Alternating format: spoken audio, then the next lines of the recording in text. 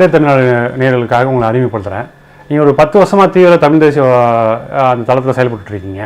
சீமானோட வருகை எப்படி பார்க்குறீங்க? இப்போ அவர் சீமானுடைய போக்கு எப்படி இருக்குது அப்படிங்கிறத நீங்கள் உங்களுடைய பார்வையில் நீங்கள் சொல்லுங்கள். வணக்கங்க. ஸ்பாட்லைட் நேயர்களுக்கு வணக்கம். அடிப்படையில் பார்த்தீங்கன்னா இனிஷியலாக ஒரு 2016க்கு முன்னால் வரைக்கும் எனக்கு எந்த ஒரு அரசியல் ஈடுபாடும் கிடையாது, வரலாற்றை பற்றிய புரிதலும் கிடையாது.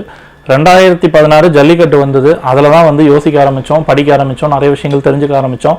அப்போ தான் அண்ணன் சீமான் அவர்கள் இந்த ஈழம் அப்படிங்கிற கருத்தியலை வச்சு ஒரு விஷயத்தை முன்னெடுத்து நிறைய விஷயங்கள் சொல்ல ஆரம்பித்தார். அதில் ஈர்ப்பு ஏற்பட்டு நாம் தமிழர் அப்படிங்கிற மாதிரிலாம் நாங்கள் பேச ஆரம்பித்தோம். பேசி அதுலேயும் நான் பயணிக்க ஆரம்பித்தேன். நான் அப்போ அயல்நாட்டில் பணிபுரிஞ்சுக்கிட்டு இருந்தேன். அப்போ நாம் தமிழர் கட்சியில் இணைஞ்சு நாங்கள் நிறைய விஷயங்கள் அவருடைய கருத்தியல் சரியாக இருக்குது அப்படிங்கிறதுல நாங்கள் தொடர்ந்து பின்பற்றிக்கிட்டு வந்தோம். ஆனால் இப்போ எங்கிட்ட கேட்டிங்க அப்படின்னா உண்மையாகவே இவங்க தமிழ் தேசியம் பேசுகிறாங்களா அப்படின்னா எனக்கு அதில் உடன்பாடு சுத்தமாக இல்லை. ஏன்னா நிறைய விஷயங்கள் தமிழ் தேசியம்ங்கிற பேரில் இங்கே தமிழ் தேசியத்திற்கும் தமிழர் இனத்திற்கும் எதிராக நிறைய விஷயங்கள் இங்கே நடந்துகிட்டு இருக்கு. ஸோ அதை இவங்க தமிழ் தேசியங்கிற பேரில் வெளியில் பேசுறது அது நம்மளால் ஜீர்ணிச்சிக்க முடியல. அதனால் எதிர்த்து நிறைய விஷயங்கள் பேச ஆரம்பிச்சிட்டோம். இப்போ நம்ம எந்த கட்சியிலையும் இல்லை. ஆனால் ஒரு விஷயங்கள் இங்கே தப்பாக நடக்குது அப்படின்னா அதை நம்ம இது தப்பு அப்படின்னு சுட்டி காட்டிக்கிட்டு இருக்கோம். இணையதளம் மூலமாகவும், முகநூல், ட்விட்டர் இது மூலமாகவும். இதுதான் இப்போதைக்கு நாம் தமிழரை பற்றி இருக்கக்கூடிய என்னுடைய பார்வை. இப்போ நாம் தமிழர் கட்சியிலேருந்து முக்கியமான பொறுப்பாளர் வெளில வராங்க.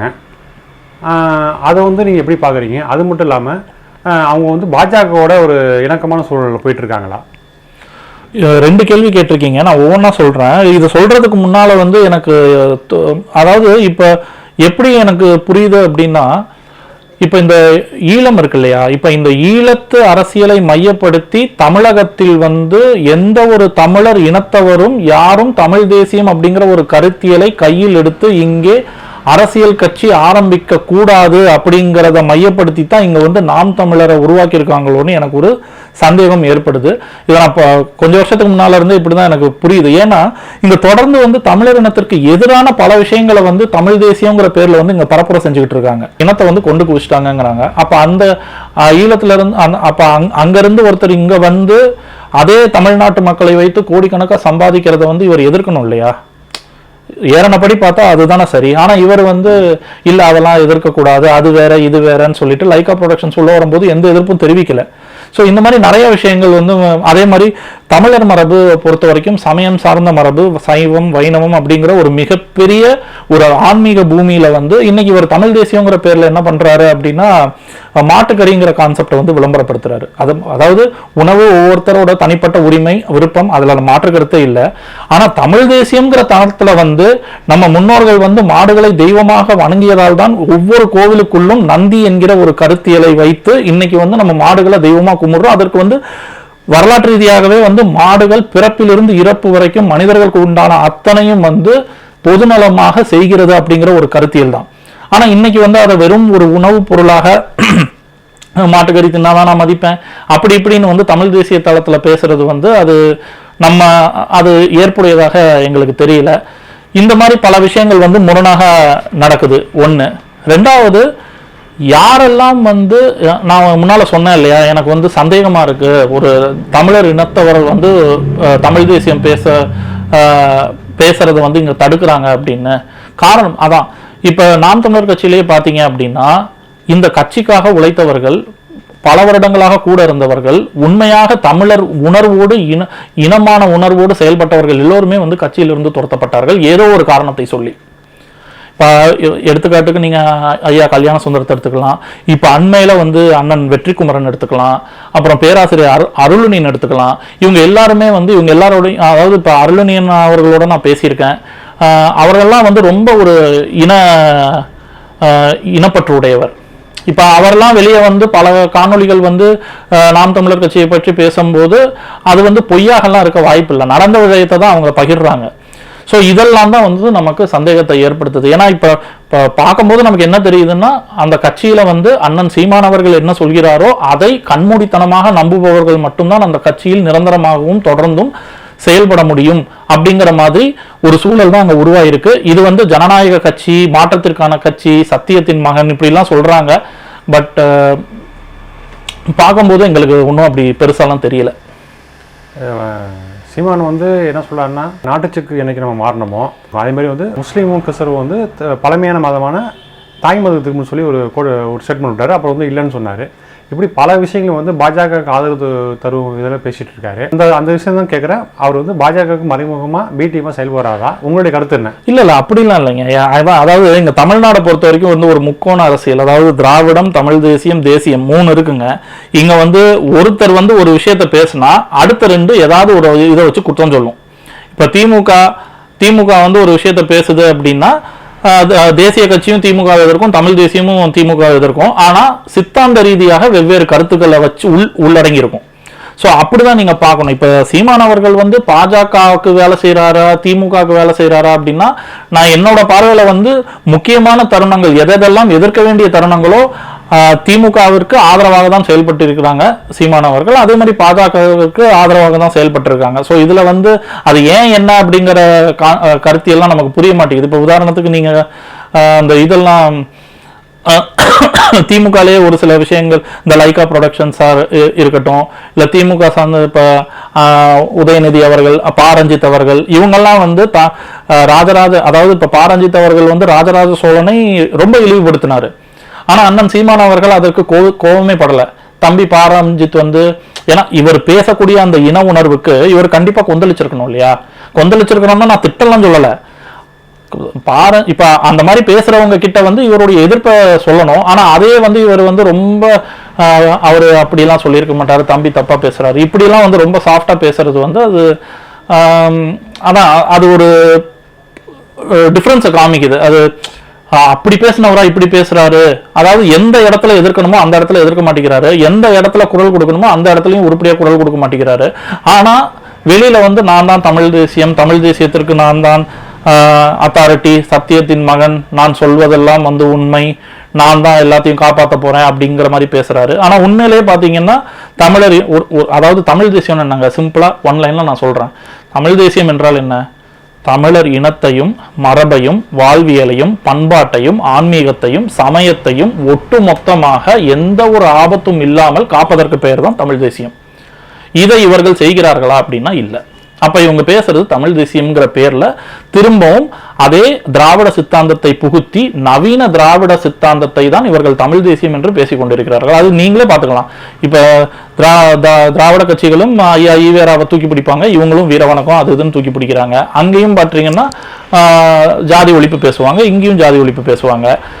அங்கேயும் வந்து பெண்ணியங்கிற பேர்ல கண்ணா பண்ணான்னு பேசுவாங்க, இங்கேயும் வந்து பெண்ணியங்கிற பேர்ல வந்து அந்த ஆன்மீக ரீதியாக அறிவியல் சார்ந்து சிந்திக்காம வெறும் எந்த ஒரு புரிதலும் இல்லாம இவங்களும் அதே மாதிரிதான் பேசிட்டு இருக்காங்க.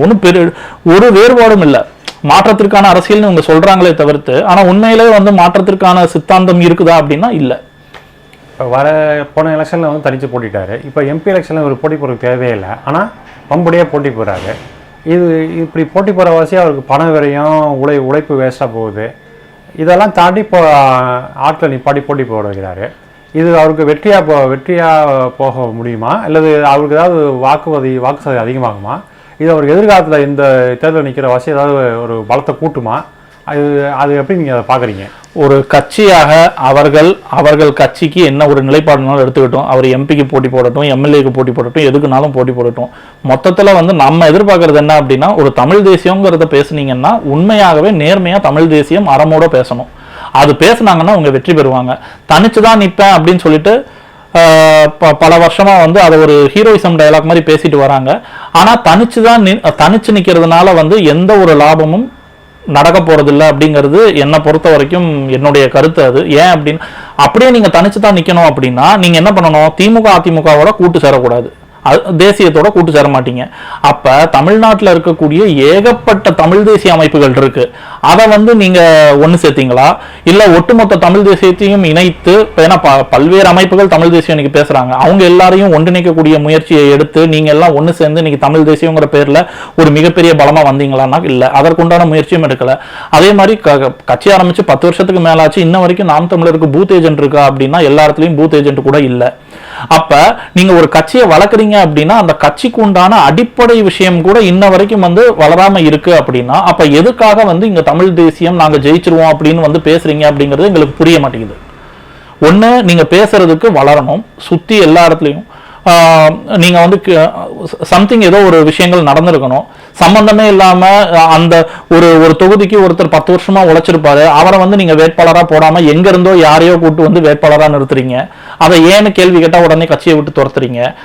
நீங்க தான் ஜனநாயகத்தை பத்தி வெளியில அவ்வளவு பேசுறீங்க, நான் வந்து அன்பான சர்வாதிகாரிங்கிறீங்க, நான் எல்லாமே வந்து சரியா பண்ணணும்னு நினைக்கிறேன் அப்படிங்கிறீங்க. பட் அடிப்படை, நான் வந்து இத்தனை வருஷமா உழைச்சிருக்கேன், எனக்கு வந்து இந்த உழைச்சதுனால வந்து எனக்கு இந்த பதவி கொடுங்கன்னு கேட்கறது அந்த அவர்களுடைய உரிமை.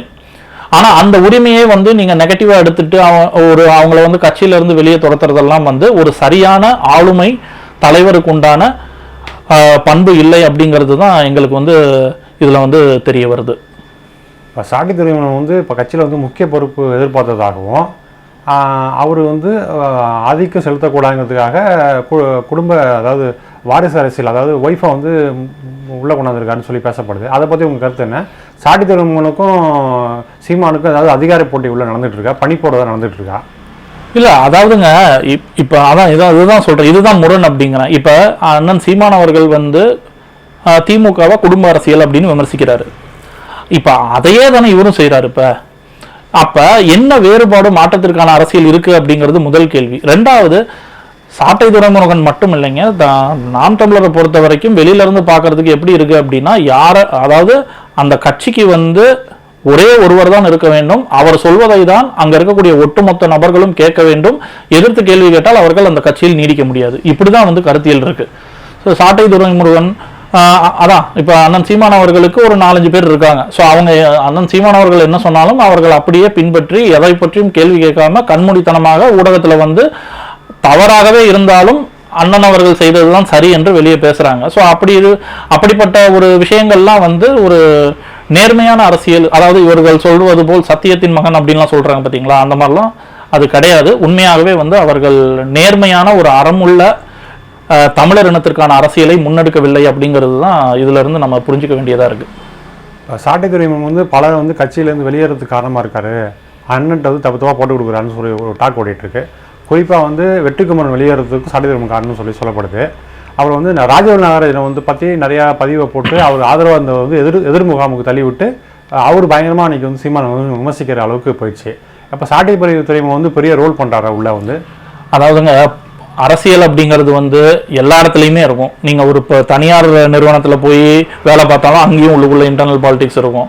அப்போ அரசியலில் எவ்வளோ பாலிடிக்ஸ் இருக்கும். இதெல்லாம் வந்து அந்த கட்சியின் தலைமை தான் சிந்திச்சு செயல்பட்டு எது சரி எது தவறு அப்படிங்கிற அந்த விஷயத்த மனசுல எடுத்துக்கிட்டு சரியான முடிவை எடுக்கணும்.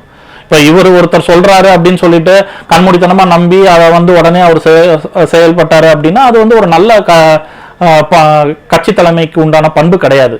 ஸோ இவர் சொல்லிட்டாரு அவர் சொல்லிட்டாருலாம் வந்து எதையும் செய்யக்கூடாது. அவருக்குன்னு அந்த லீடர்ஷிப் குவாலிட்டின்னு சொல்லுவாங்க, அது வந்து தெளிவாக இருந்தால் மட்டுமே தான் இந்த மாதிரி விஷயம்லாம் வந்து கரெக்டாக வந்து வெளியில வந்து செயல்பட முடியும். இப்ப சாட்டை துரைமுருகன் சொல்லிட்டாருங்கிறதுக்காக இப்படி சொல்றாரு, இப்ப நாளைக்கு இன்னொருத்தர் 2-3 பேர் வந்து சொல்லுவாரு, அப்ப அதுக்கு வேற மாதிரி ரியாக்ட் பண்ணுவாங்களா? இதெல்லாம் வந்து அவர் சொல்றாரு இவர் சொல்றதெல்லாம் கிடையாது. இது எது நடந்தாலும் அந்த கட்சியில வந்து இப்போதைக்கு வந்து ஆத்தரைஸ்டு பர்சன் அண்ணன் சீமான் அவர்கள் தான், அவர்கள் தான் இதுக்கு பொறுப்பேற்கணும். தமிழ்நாட்டில் வந்து திராவிட கட்சிகள் இருக்கு, அதுக்கு மற்ற கட்சிகள்லாம் 2 பக்கத்தில், அதாவது ஏடிஎம்கே அல்லது டிஎம்கே பக்கம் போய் சாஞ்சிடுறாங்க. அப்போ மூணாவது அணி அப்படின்னு சொல்லக்கூடிய ஒரு அணி வந்து நாம் தமிழர் கட்சி சீமான் மட்டும்தான் இருக்காரு. அதை தவிர்த்து வந்து சுயேட்சை தான் நிற்கிறாங்க. இப்போ அந்த 3வது இடத்துக்கு பாஜக வந்து இங்கே வந்து தலையெடுக்குது. இப்போ வந்து இந்த எலெக்ஷன் வந்து திமுக அதிமுக போட்டிங்கிறத தாண்டி அந்த 2வது, அதாவது 3வது அணி அப்படிங்கிற ஒரு கட்டத்துக்கு வந்து பாஜகவுக்கும் நாம் தமிழர் கட்சிக்கும் ஒரு பெரிய போட்டி இருக்கதாக சொல்லப்படுது. அதன் காரணமாக தான் சின்னம் முடக்கப்பட்டதாக வந்து சொல்லப்படுது. ஆக இது வந்து சீமானுக்கும் அண்ணாமலைக்குமான இந்த போட்டி அல்லது பாஜகவுக்கும் நாம் தமிழுக்குமான போட்டியாக இந்த எலெக்ஷன் நம்ம பார்க்கலாம். இல்லை, உண்மையாகவே வந்து தமிழ்நாட்டை பொறுத்த வரைக்கும் வெற்றிடம் வந்து ஒட்டுமொத்த தமிழக மக்கள்கிட்டையும் இருக்குங்க. இங்கே வேற வழி இல்லாமல் தான் திமுகன்னு மாற்றி போட்டுக்கிட்டு இருக்காங்களே தவிர்த்து, மூன்றாவதாக இங்கே ஒரு மிகப்பெரிய வெற்றிடம் இருக்கு. அந்த வெற்றிடத்தை யாரு நிரப்புவாங்க அப்படிங்கிறதுல ஒரு பெரிய கேள்விக்குறி, ஒரு போராட்டமே நடந்துகிட்டு இருக்கு. இப்போ அதில் விஜயும் வந்துட்டாரு, நீங்கள் வேற சொல்ல விட்டுட்டீங்க. இப்போ விஜய் வெற்றி கழகம் அப்படின்னு சொல்லிட்டு ஏன்னா விஜய் வந்தது வந்து மிகப்பெரிய, இப்போ அடுத்த தேர்தலில் அவர் ஒருவேளை வந்து போட்டியிட்டாருன்னா அந்த ஓட்டுக்கள் வந்து கண்டிப்பாக மிகப்பெரிய அளவில் சிதறும். அதையும் வந்து நம்ம மனசுல எடுத்துக்கணும். ரெண்டாவது வந்து இப்ப பாஜக வந்து இவங்க சின்னத்தை எடுக்குது, இது வந்து இந்த வெற்றிடத்தை யாரு சரியா பயன்படுத்துறாங்களோ அவங்க 3வது பெரிய கட்சியா வருவாங்க தமிழகத்துல. அது வந்து இவர்கள் செய்யக்கூடிய அந்த அரசியல்ல தான் இருக்கு. இங்க என்னென்ன பிரச்சனை, யார் யாருக்கு என்னென்ன இருக்குங்கிறது 3 பேருக்குமே தெரியும். அதை அவங்க கரெக்டா எடுத்து மக்கள் மத்தியில தெளிவா பேசுனாங்க அப்படின்னா கண்டிப்பாக அது பாஜகவா இருக்கலாம், இல்ல நாம் தமிழரா இருக்கலாம், இல்ல விஜய் தமிழக வெற்றி கழகமாக இருக்கலாம், யாருனாலும் இருக்கலாம். சரியா எடுத்து இந்த மாதிரி ஒரு வெற்றிடத்தை அவங்க பயன்படுத்தி அவங்க நேர்மையா அறத்தோட அரசியல் செஞ்சாங்கன்னா கண்டிப்பாக வந்து திமுக அதிமுகவுக்கு நிகரான ஒரு ஆளுமையாக வர எல்லா வாய்ப்பும் இருக்கு. இன்னொரு சந்தேகம் வருது என்ன, இப்போ விஜய் வந்து கொஞ்சம் ஓரளவுக்கு ஒரு 10 வருஷம் அவரோட புரட்சின்னு சொல்லக்கூடிய அளவுக்கு ஒரு வேவ்லென்த் இருக்கும். வந்து சீமா வந்து இயல்பாக பெண்ணுக்கு தள்ளப்படுவார். ஆக அவர் வந்து எப்படி வந்து பாமகவோ அதுமாதிரி பல ஜாதிய கட்சிகள் இருக்குது, அதேமாதிரி சீமானு வந்து ஒரு ஜாதி கட்சி அளவுக்கு வந்து சுருங்கி போயிடுவாரா, இல்லை தமிழ் தேசிய அளவில் அவருக்கு நல்ல வரவேற்பு எப்போதுமே இருக்குமா? வெற்றி தோல்வியை தாண்டி தமிழ் தேசிய அளவில் இளைஞர்கள் மத்தியில் அவருக்கு பெரிய வரவேற்பும் ஒரு நிலைத்த தலைவராக வந்து பேசப்படுவாரா, அது வரலாற்றில் இடம்பெறுவாரா? உங்கள் கருத்து என்ன?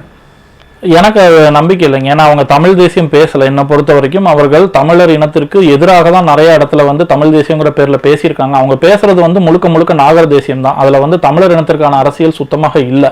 ஒண்ணு. ரெண்டாவது, விஜய் வந்து அவர் வந்து ப்ரீ பிளான்ட் அண்ட் ப்ரோ ஆக்டிவா வந்து செயல்பட்டு வந்திருக்காரு. ஜஸ்ட் லைக் தட் நானும் கட்சி ஆரம்பிக்க போறேன் அப்படின்னு வந்து ஒரு கட்சியை ரெஜிஸ்டர் பண்ணிட்டு அவர் வந்துடலாம் இங்க வந்து பேசல. இந்த கட்சி ஆரம்பிக்க போறதுக்கு முன்னால 10 வருஷமா அவர் வேலை செஞ்சிருக்காரு. அதாவது ஒவ்வொரு இடத்துலையும் அவருடைய ரசிகர்களையே வந்து ஒவ்வொரு இடத்துலையும் ஒவ்வொரு செட்டப் வச்சிருக்காரு. அந்த செட்டப் எல்லாமே வந்து இன்னைக்கு கட்சியாக மாற்றப்பட்டு ஒரு என்ன சொல்றது, இதுக்குன்னு வந்து ஒரு பெரிய சிஸ்டம் மாதிரி அவர் உருவாக்கிக்கிட்டு தான் அவர் கட்சியை ஆரம்பிச்சிருக்காரு. ஸோ இது வந்து ஒரு மிகப்பெரிய தாக்கத்தை வந்து இங்க இருக்க இப்போ இந்த நாம் தமிழர் தமிழ் தேசியத்திற்கெல்லாம் வந்து இது ஒரு மிகப்பெரிய சவாலாக தான் இருக்கும். ஏன்னா இவங்க வந்து இன்னும் செட்டப்பே கம்ப்ளீட்டா ஆர்கனைஸ் பண்ணல. ஆனா இவங்க ஆல்ரெடி ஆர்கனைஸ் பண்ணி அதுவும் அந்த சினிமாவில் வந்து ஒரு மிகப்பெரிய ஒரு உச்ச நடிகராக இருக்கக்கூடிய ஒரு நபர். ஸோ கண்டிப்பாக வந்து ஒரு பெரிய ரோல் பிளே பண்ணும் அப்படிங்கிற மாதிரி தான் எனக்கு தோணுது. பார்ப்போம். ஆனால் அவரோட கொள்கை கோட்பாடு என்ன அப்படிங்கிறது நமக்கு தெரியல. இவரும் வந்து திராவிட சித்தாந்தத்தையே கையில் எடுத்துட்டு நான் வந்து நல்லது பண்ணுவேன் அதே மாதிரி விஜய் அவர்கள் பேசினாருன்னா அவரும் 10ஓட 11 தான். இப்போ நான் கேட்குறது கேள்வி என்னன்னா, சீமான் வந்து நீடித்த தலைவராக இருப்பாரா, இல்லை ஜாதி கட்சி மாதிரி அவர் சுருங்கி ஒரு சின்ன இயக்கமாக மாறிடுவாரா? விஜய் வரவத்துக்கு பிறகு அவருடைய எதிர்காலம் ஒரு 10 வருஷத்துக்கு பிறகு சீமானோட எதிர்காலம் எப்படி இருக்கும்? இல்லை, இவர் ஜாதி கட்சி மாதிரிலாம் ஆனால் இவர் வெளிப்படையாக பேசுறது ஜாதி ஒழிப்பு தான். ஸோ அதனால இந்த ஜாதி கட்சிங்கிற கான்செப்டுக்குள்ளெல்லாம் அவர் போக மாட்டார். ஆனால் உண்மையாகவே அவர் நோக்கம் முதலமைச்சர் ஆகிறது அப்படிங்கிற மாதிரி தான் நான் சொல்கிறாரு. அது வந்து நடக்காது அப்படிங்கிற மாதிரி தான் நமக்கு தெரியுது இவர் செய்கின்ற செயல்பாட்டை பார்க்கும்போது. பின்னாடி வரலாற்றில் ஒரு பேசக்கூடிய தலைவராக ஒரு அந்தஸ்துக்கு அந்த அந்தஸ்து அவர் கிடைக்குமா, இல்லை அது ஒரு நூற்றுல ஒரு கட்சியாக மாறி அப்படியே காணாமல் போயிடுவாரா? அவர் உண்மையான தமிழர் அரசியல் பேசியிருந்தாருன்னா கிடைச்சிருக்கும். இப்போ வரைக்கும் அவர் உண்மையான தமிழர் இனத்திற்கான அரசியல் பேசலை. ஸோ அதனால வரலாற்றில் வந்து பேசக்கூடிய அளவுக்கு இவர் வருவாரான்னு எனக்கு சந்தேகம் தான். நன்றி சார். பல்வேறு தகவலை வந்து நீங்கள் பகிர்ந்துக்கிட்டீங்க. மிக நன்றி. நன்றி, வணக்கம்.